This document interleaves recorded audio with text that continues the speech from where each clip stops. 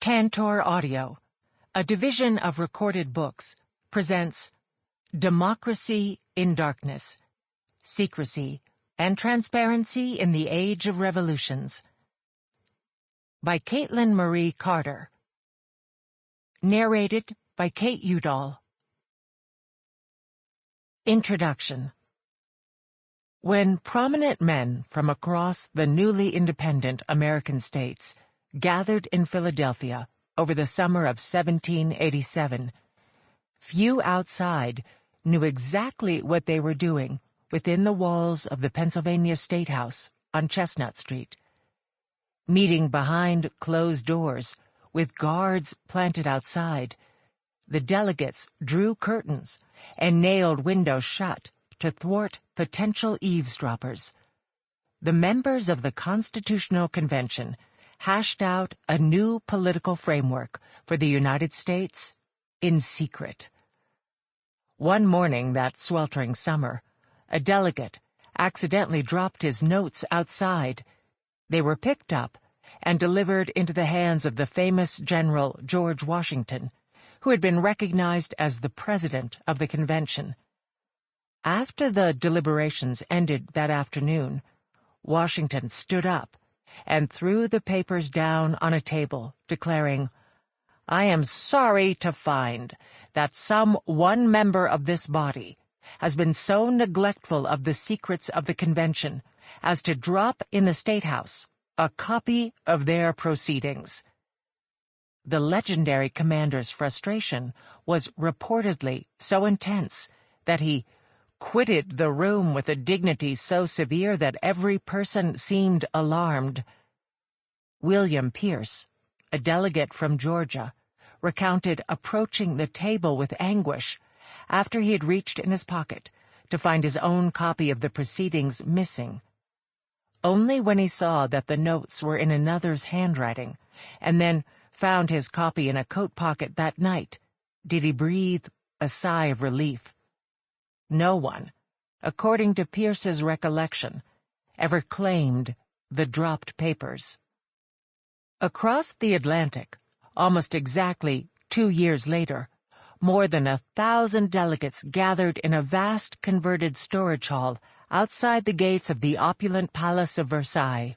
Convened at the invitation of King Louis XVI, the men struggled to accomplish their task, reforming the, as yet unwritten, French Constitution. Amidst hundreds of onlookers who milled among them, one deputy suggested they expel strangers, as members of the public were called, and close the doors. He was met with an avalanche of disdain. "Strangers! Are there any among us?" Constantin Francois Chaseboeuf de Volnay thundered. "Do they not have the greatest interest in having their eyes fixed upon you? Have you forgotten that you are all but their representatives, their proxies?" Volnay, a deputy from the Third Estate, delegates who were not nobility or clergy, believed that meeting in secret would be a violation of their role as representatives of the French people. Could they suppress the gaze of the people, Volnay asked, when they owed them an account of all their work, of all their thoughts even? "I cannot respect he who seeks to hide himself in the shadows," he declared. "The grand day is made to shed light on the truth, and I am proud to think like the philosopher who said that all his actions never had anything secret, and that he wished that his house was made of glass." Why was Washington so concerned with maintaining secrecy in the Constitutional Convention, while Volnay found deliberating in anything less than a glass house to be a violation of his duty as a deputy in the Estates General? What can these attitudes tell us about how these men and their colleagues understood whom they were representing, and how they should do it? Perhaps most importantly, what was the effect of the framers meeting behind closed doors to devise a constitution in the name of the people? and of the French revolutionaries convening in front of a boisterous audience as they drafted a constitution for the first time.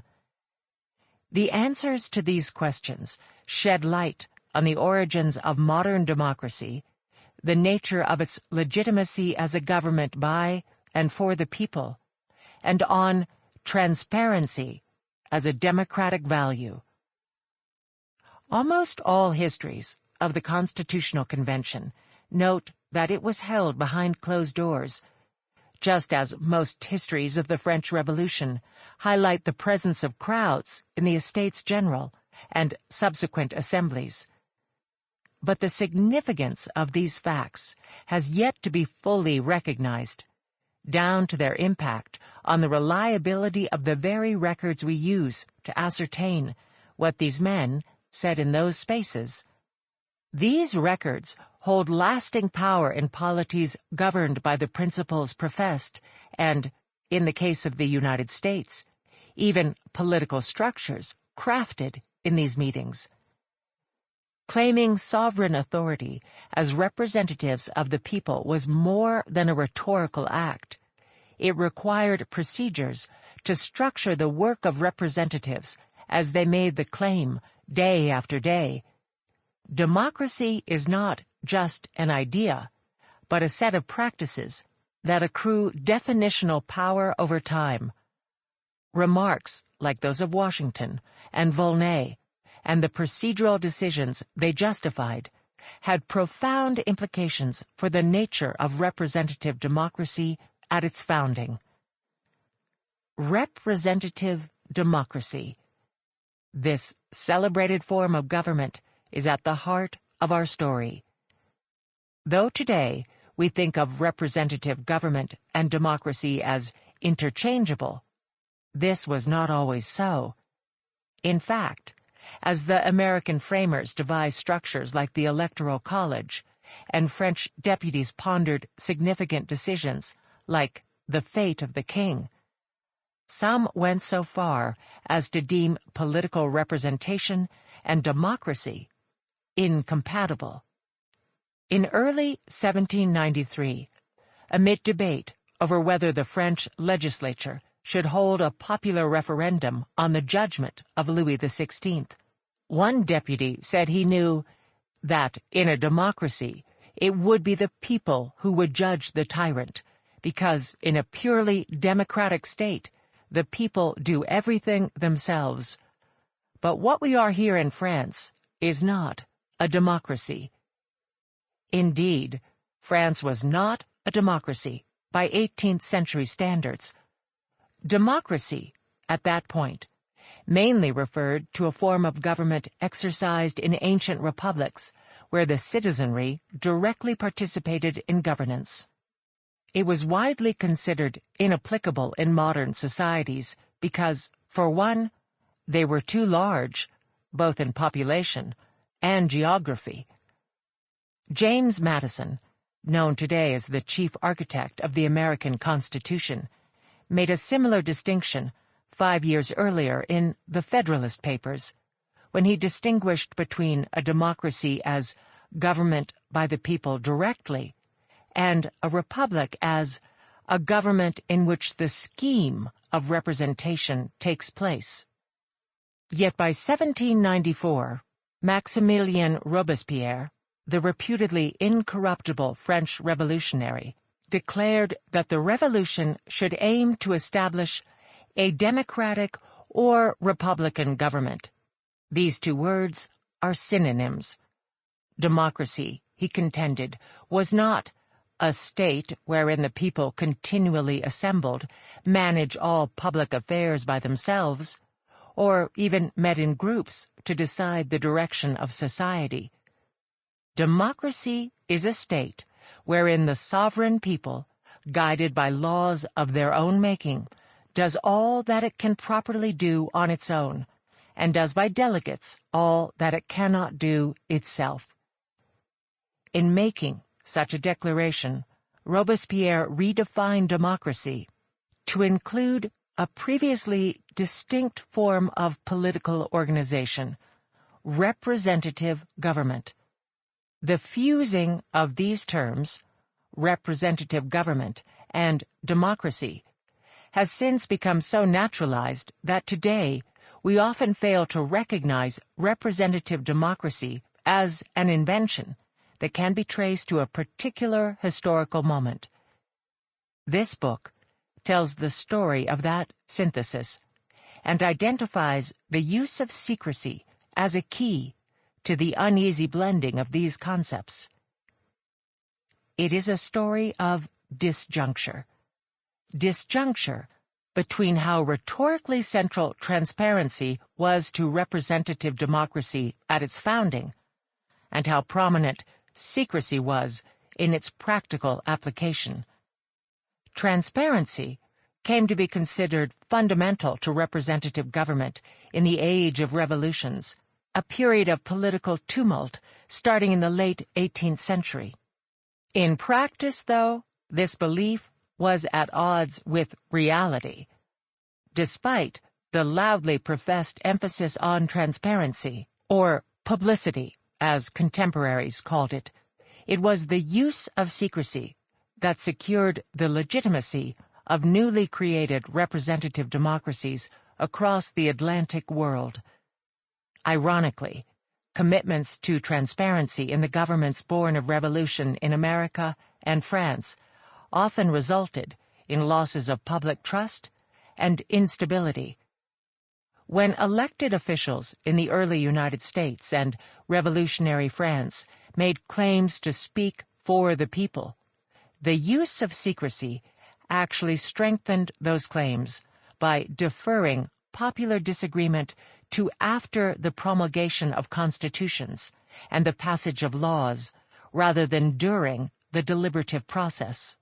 The very meaning of democracy was changed in the process. The term was vacated of its more participatory connotations to assume its modern definition as a system of representation. By the end of the Age of Revolutions, democracy meant something new. It was widely understood as a means by which the people ruled themselves through elected representatives, rather than a government necessarily characterized by the degree of popular participation in it. Arguments about the place of secrecy and transparency in government were one of the primary ways in which representative democracy was articulated as a concept.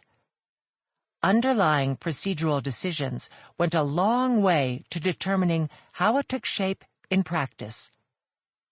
This book uncovers a paradox at the heart of modern representative democracy. At its origin, its legitimacy and stability depended upon a degree of secrecy that was simultaneously deemed anathema to this form of government. To understand this paradox is to untangle the concept of representative democracy itself. Revolutionaries in the United States and France confronted a common question: how could they make representative government legitimate as a government by and for the people? In setting up such regimes, they also created a shared problem. Where did secrecy fit in a context where gaining public trust seemed to demand transparency? In navigating the tension between an ideological imperative to eradicate secrets from the state and a practical need to limit the extent of transparency in government, politicians determined the character and durability of representative regimes and defined the people they represented. In both contexts, ultimately, secrecy was strategically deployed and defended to advance a vision of political representation as legitimated solely in the moment of election, rather than an ongoing reflection of professed public opinion. What I call an insulated style of representation. However, pushes for transparency in government kept alive an alternate theory of political representation, one demanding ongoing alignment with public opinion in decision-making. what I term a reflective type of representation. Using debates about secrecy and transparency as a lens to understand the invention of representative democracy also reveals how transparency became a cornerstone of modern democracies, and the way in which state secrecy was deemed dangerous. These are ideas we live with today, and they are a direct result of a transformation in thinking that took place in the latter half of the 18th century. The question of what can justifiably be kept secret in government remains at the heart of contests over the meaning and practice of representative democracy. When these debates intensify, political scientists consistently tie the issue back to ideas about democracy and how it should function. While some have deemed public visibility essential to democracy as a form of government, others have suggested transparency actually threatens democratic government by legitimizing a passive form of citizenship. As a work of history, this book is not aimed at determining whether secrecy promotes or diminishes democracy. Rather, it explains how, why, and with what effect the question of state secrecy was linked to and shaped the meaning of representative democracy in the first place. Attitudes about state secrecy and transparency, like understandings of representative democracy, are not ahistorical. They have been shaped in different contexts over time. Today, we largely still live within the institutional frameworks established in the 18th century, which should prompt a thorough investigation of their construction. When we make decisions about what the public should and should not see in government, we are making determinations about who should be represented, how representation should work, and what makes it democratic. Representative democracy. The English people think that they are free. They are strongly mistaken. They are free only in the moment in which members of Parliament are elected. Once they are elected, the people are slaves. They are nothing. In the brief moments of its liberty, the use of it that the people make warrants it being lost. In 1762, the Genevan philosopher Jean-Jacques Rousseau, widely read by political thinkers on both sides of the Atlantic, so characterized the oft-lauded system of English political representation. By electing representatives, he suggested, the people enslaved themselves, cutting themselves out of the political process between elections. His declaration proved prescient in two ways. First, his use of slavery as a metaphor for political disempowerment presaged its widespread application in the British imperial conflict, and was at the same time tone-deaf to the irony that many of those making such arguments were actually enslaving people. Second, this rethinking of representative government would become a core component of the American revolutionary cause only a decade later, and a central undertaking of the French another decade after that. This was a primary, perhaps the primary, challenge of the age of revolutions: how to establish representative governments as instruments of popular sovereignty. After all, these were still governments of the few over the many, though now the few were ostensibly the voice of many. How to make these few legitimate as the voice of the many, to define who constituted the many, and foster trust that they were being represented, was at the center of political experiments in the late 18th century. Disagreements over how to do this involved a contest between two understandings of how political representation should work. On the one hand, there were those who saw representative government as a necessary evil, an imperfect replacement for direct democracy. Thomas Paine, who made a name for himself as an arch-revolutionary as he moved around the Atlantic world, exemplified this vision.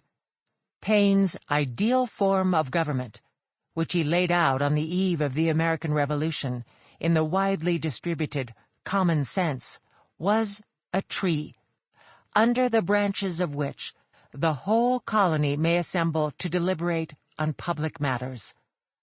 Once a polity became too big for this to be feasible, representatives should act in the same manner as the whole body would act, were they present.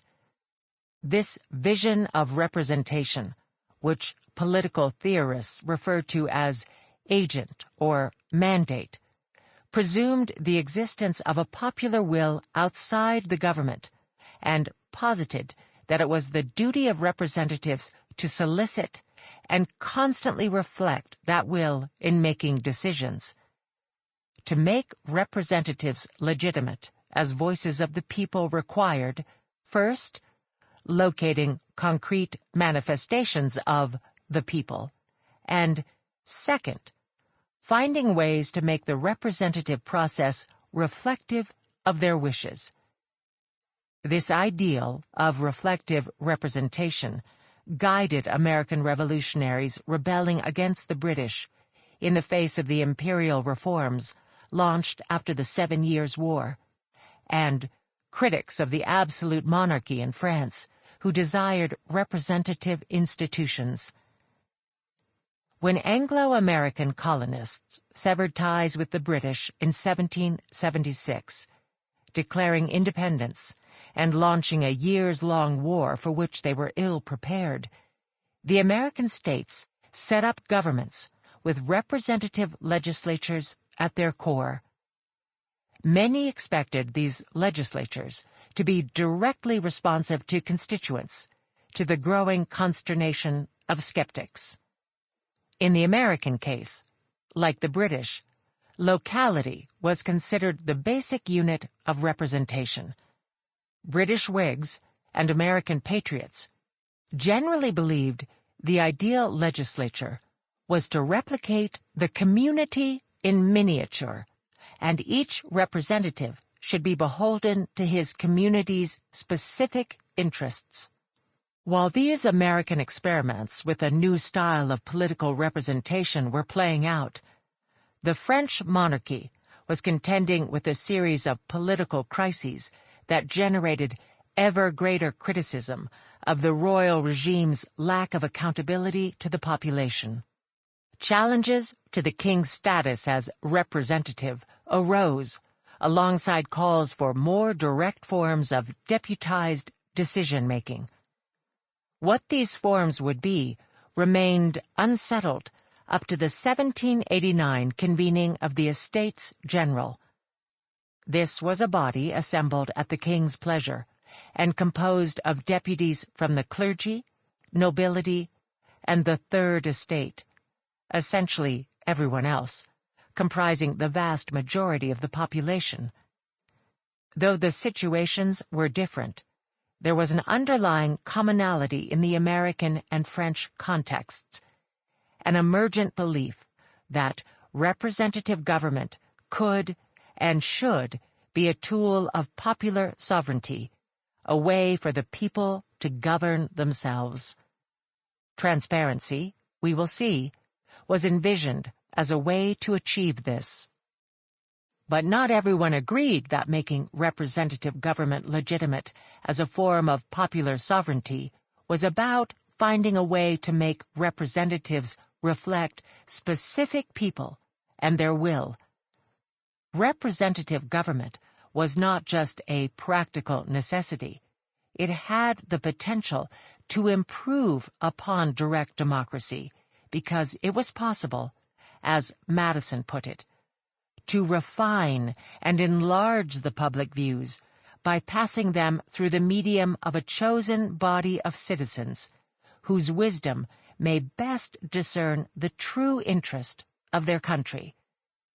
The public will, the elusive common good, did not exist outside the government.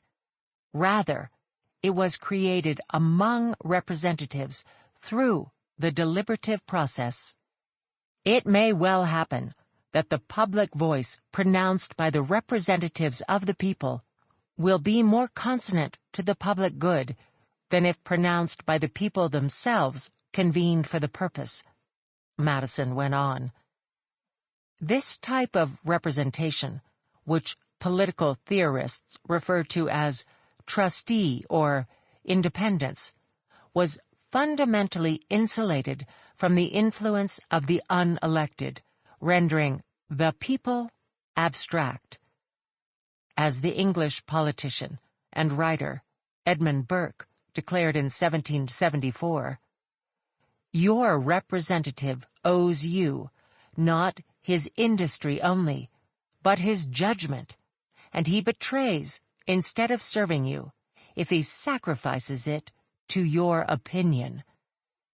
To perform this function, that representative needed to be protected from outside pressure.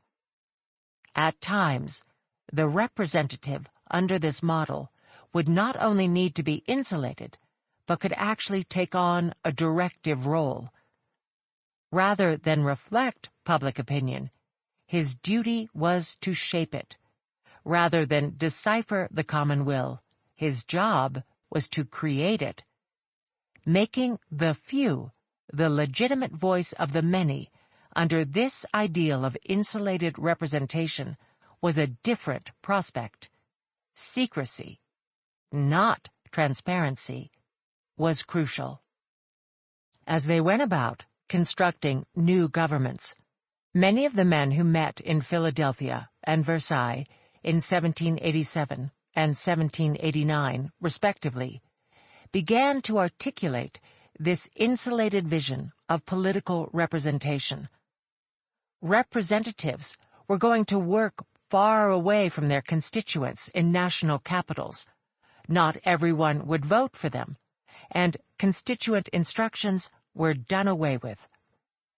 Treating these moments together should not erase the significant differences between the Constitutional Convention and the Estates General, nor between the political situations in which they arose. The American Convention was a gathering of delegates elected by state legislatures, themselves already representative institutions, and sanctioned by the Continental Congress, which was akin to a coalition government. In the French context, the Estates General was convened by the king, broken into socio-legal castes, and selected by primary assemblies of those groups to convey grievances to the monarch. The representative nature of each body varied in terms of who or what they were representing, and how they were elected. Their degrees of authority were different, and, perhaps most importantly, the political cultures from which they emerged were distinct. Nonetheless, these gatherings share significant similarities. Though the American Convention essentially gathered of its own will, and the Estates General assembled by invitation of the Crown, both bodies were formed with specific mandates to propose reforms. Both surpassed these mandates, dedicating themselves to writing new constitutions for the polities they were in the process of creating. In doing so, both sets of delegates made the decision to abandon instructions, sometimes binding, from those who had sent them to deliberate. Most significantly, both bodies adopted the voice of the people and staked their legitimacy on it. In North America, Madison and like-minded delegates came to the Constitutional Convention with concerns about an excess of democracy in the state legislatures, which they feared were too responsive to popular pressure. In their ideal republic, the legitimacy of Sample complete. Ready to continue?